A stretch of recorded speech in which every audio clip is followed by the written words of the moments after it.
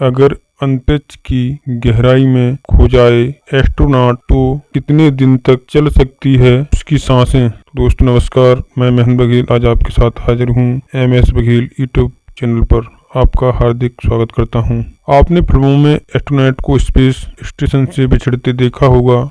Screen पर यह दृश्य आपको रोमांच से भर देता है, लेकिन एक एस्ट्रोनॉट के लिए असल में किसी खौफनाक सपने से कम नहीं होता है। आइए जानते हैं, यदि कोई एस्ट्रोनॉट अंतरिक्ष में खो जाए तो वह कितनी देर जिंदा रह सकता है। अंतरिक्ष की अनंत गहराई हर किसी को हैरान करती है।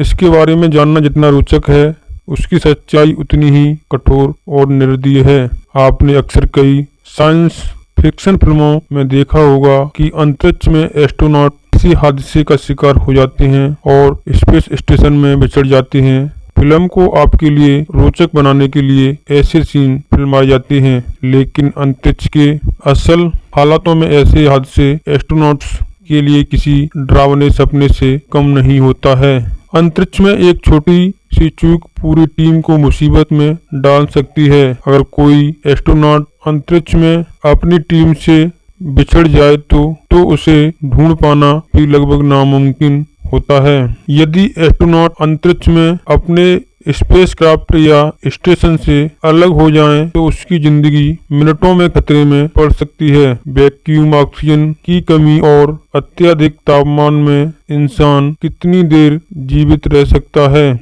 इसका जवाब हैरान कर देने वाला है। इस खबर में हम आपको बताएंगे कि यदि एस्ट्रोनॉट अंतरिक्ष में अपने स्पेसक्राफ्ट या स्टेशन से बिछड़ जाए तो वह कितने दिन जिंदा रह सकता है। अंतरिक्ष में खोने का मतलब है कि एस्ट्रोनॉट अपने स्पेस स्टेशन या स्पेसक्राफ्ट से अलग हो जाए और उसके पास सुरक्षित वापसी का कोई साधन न हो।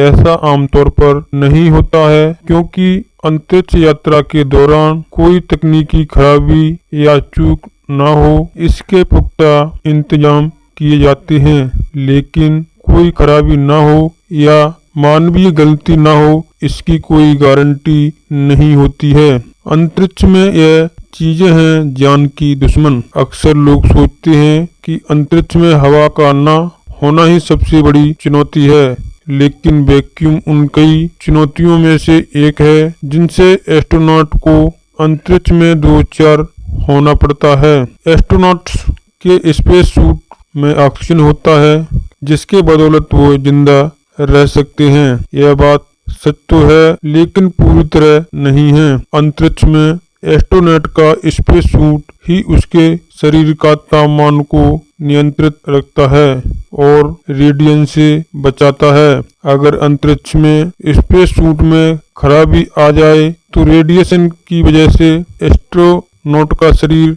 कुछ सेकंड में सूख जाएगा और हवा का सही प्रेशर न होने से कुछ ही सेकंड में उसकी मौत हो जाएगी। अंतरिक्ष में सूरज की रोशनी का तापमान 120 डिग्री सेल्सियस तक हो सकता है, जबकि जहां धूप न लगे वहां तापमान 100 डिग्री सेल्सियस तक ठंडा होता है।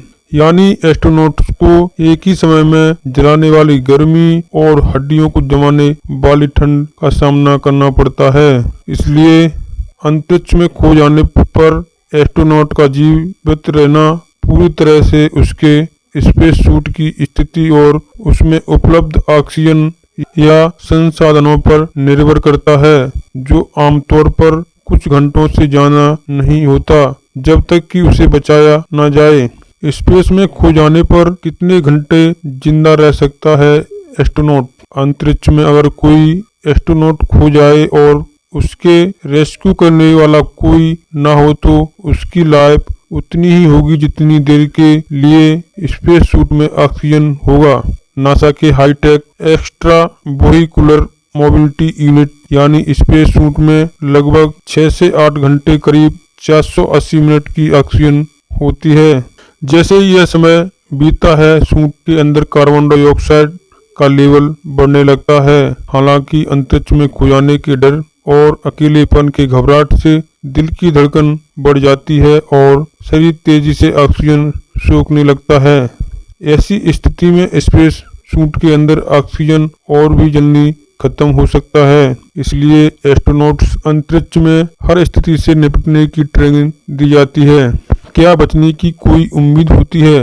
एस्ट्रोनॉट जब सैटेलाइट को रिपेयर करने के लिए स्पेस स्टेशन से बाहर निकलते हैं तब उन्हें भटकने से बचाने के लिए उनका स्पेस सूट को स्टील की रस्सी से बांधा जाता है जो कुछ मीटर लंबा होता है। अगर फिर भी किसी गड़बड़ी की वजह से रस्सी टूट गई तो एस्ट्रोनॉट की पीठ पर गैस से चलने वाला एक छोटा सा थ्रस्टर पैकेट लगा होता है जिसकी मदद से वह स्पेस स्टेशन पर वापस लौट सकता है। लेकिन अगर इसकी गैस भी खत्म हो गई हो तो